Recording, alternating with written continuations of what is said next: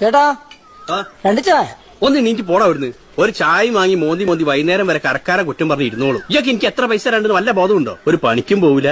ചേട്ടാ കാശ് തരാൻ ആഗ്രഹമില്ല എന്നിട്ടല്ല, വീട്ടില് ഭയങ്കര പട്ടിണിയാണ്. എന്റെ തന്തേന്ന് പറഞ്ഞ ഒരാഴ്ചയായി പടി പിടിച്ച് വീട്ടിൽ പണിക്കോണ്ടിരിക്കണത്. എന്നാൽ അയാളുടെ ഭാര്യക്ക് മരുന്ന് മേടിക്കാനുള്ള പൈസക്കെങ്കിലും ഒക്കെ പണിക്കുവാൻ പാടില്ല. അവസാനം ഞാൻ അപ്പൂപ്പനോട് പണിക്കുവാൻ പറഞ്ഞു. 90 വയസ്സ് വരെ പട്ടറ പോലെ പണിയെടുത്താലേ ഇനി പറ്റൂലെന്ന്. എന്തൊരു കഷ്ടമാണിത്.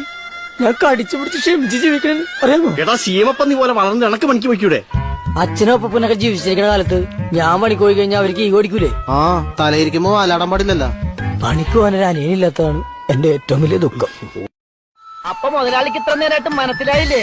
ഇവൻ പൊട്ടനാണ് മുതലാളി. മുതലാളി ഞാൻ ഉദ്ദേശിക്കുന്നു കരുത്. മുതലാളി ഒരു ചെത്തിയിടും. ചേട്ടാ രണ്ട് ചായ. ഒന്ന് നീക്ക് പോടാ അവിടുന്ന്.